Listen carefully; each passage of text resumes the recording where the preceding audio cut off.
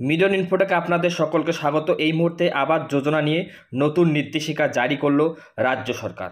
আবাস যোজনা প্রকল্পের টাকা পেতে সকল উপভোক্তাকে যাদের লিস্টে নাম রয়েছে এবং নতুন সার্ভেতে যাদের নাম উঠে আসবে তাদের প্রত্যেক উপভোক্তাকেই এই কাজটি করতে হবে। এই কাজটি না করলেই কোনো উপভোক্তা আবাস যোজনা প্রকল্পের টাকা পাবেন না। লিস্টে থাকা সমস্ত উপভোক্তাকেই এই মর্মে স্বীকারোক্তি দিতে হবে যে তারা আবাস যোজনার টাকা পেয়ে শুধুমাত্র সেই টাকাটা বাড়ি তৈরির খাতে খরচ করবেন। এই নিয়ে একটি স্বীকারোক্তি রাজ্য সরকারকে জমা করতে হবে প্রত্যেক উপভোক্তাকে, তবেই মিলবে আবাস যোজনা প্রকল্পের টাকা। যদি কোনো উপভোক্তা এই স্বীকারোক্তি না দেন তাহলে সে টাকা পাবে না। রাজ্য সরকারকে অবশ্যই এই স্বীকারোক্তি দিতে হবে যে আবাস যোজনা প্রকল্পের টাকা নিয়ে সে শুধুমাত্র বাড়ি তৈরির খাতেই ব্যবহার করবে বা খরচ করবে, অন্য কোনো জায়গায় সেই টাকা খরচ করা যাবে না। তো এই পাশাপাশি রাজ্য সরকারের তরফ থেকে কি বলা রয়েছে আমরা বিস্তারিত আলোচনা করব একটি প্রতিবেদনে। তাই ভিডিওটিকে প্রথম থেকে শেষ পর্যন্ত কন্টিনিউ করবেন, আর চ্যানেলে প্রথমবার ভিজিট করলে চ্যানেলটিকে সাবস্ক্রাইব করবেন। এই মুহূর্তে আপনারা অন স্ক্রিনে দেখতে পাচ্ছেন খরচ শুধু মাত্র বাড়ি তৈরিতেই জারি নির্দেশিকা। মুচলেকা দিলেই আবাসের টাকা। আবাস যোজনার টাকা উপভোক্তারা যাতে অন্য কোনো খাতে না খরচ করেন, রাজ্য সরকার সে ব্যাপারে সতর্ক।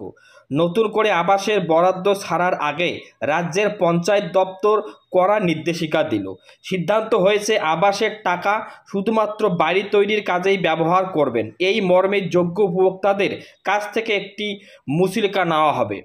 তারপরেই বাড়ি তৈরির প্রথম কিস্তির টাকা মঞ্জুর করা হবে তাদের জন্য। পঞ্চায়েত দপ্তর সূত্রে জানা গেছে, আবাস প্লাসের পূর্বেকার তথ্য অনুযায়ী গ্রামীণ আবাসের ক্ষেত্রে রাজ্যে অন্তত 30 থেকে 40 হাজার উপভোক্তার বাড়ি অসম্পূর্ণ। এর একটা বড় অংশ টাকা নিয়েছে কিন্তু কাজ শেষ করেনি। এমন ঘটনার পুনরাবৃত্তি আটকাতেই যোগ্য উপভোক্তাদের কাছ থেকে মুচলেকা নেওয়ার সিদ্ধান্ত নেওয়া হয়েছে। এই তথ্য পঞ্চায়েত দপ্তরের কাছেও রেকর্ড হিসাবে থাকবে। প্রসঙ্গত, মুখ্যমন্ত্রীর ঘোষণা মতো নিজেদের কোষাগার থেকে আবাস যোজনায় 11 লক্ষ পরিবারকে বাড়ি তৈরি করে দেবে রাজ্য সরকার। এই জন্য রাজ্য জুড়ে 21 অক্টোবর থেকে 30 অক্টোবর পর্যন্ত বাড়ি বাড়ি গিয়ে চূড়ান্ত পর্যায়ের সমীক্ষা করা হবে। সেই সময় এই সংক্রান্ত স্বীকৃতিপত্র নেওয়া হবে সমস্ত উপভোক্তাদের কাছ থেকে। রাজ্যে প্রায় 11.5 লক্ষ উপভোক্তার তথ্য যাচাই করার কথা থাকলেও নতুন করে আরও আবেদনকারীর তথ্য সংযোজন করা হয়েছে। সব মিলিয়ে উপভোক্তার সংখ্যা বাড়বে আরও কয়েক লক্ষ মনে করছে রাজ্য। তো বন্ধুরা, আপনারা এখানে বেশ শুনেই নিলেন যে সমস্ত উপভোক্তার নাম রয়েছে এবং বিভিন্ন তথ্য অনুযায়ী যে নতুন করে আরও উপভোক্তারা যোগ হবে, মোট 15 লক্ষর মতো সেই উপভোক্তার সংখ্যা গিয়ে দাঁড়াবে। তাদের প্রত্যেককেই এই মুচলেকা দিতে হবে যে আবাসের টাকা পেয়ে তারা শুধু বাড়ি তৈরির খাতে খরচ করবেন, অন্য কোনো খাতে খরচ করবেন না। আর এই মুচলেকা বা এই স্বীকারোক্তিটা তখনই দেবেন যখন সমীক্ষক দল আপনাদের বাড়ি বাড়ি গিয়ে সার্ভে করবে, তখনই কিন্তু সেই স্বীকারোক্তিটি তারা নিয়ে নেবে।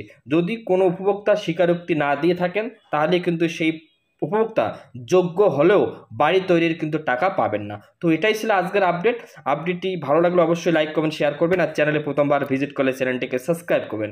ভালো থাকবেন, সুস্থ থাকবেন, দেখা হবে অন্য কোনো নতুন ভিডিওতে। ধন্যবাদ।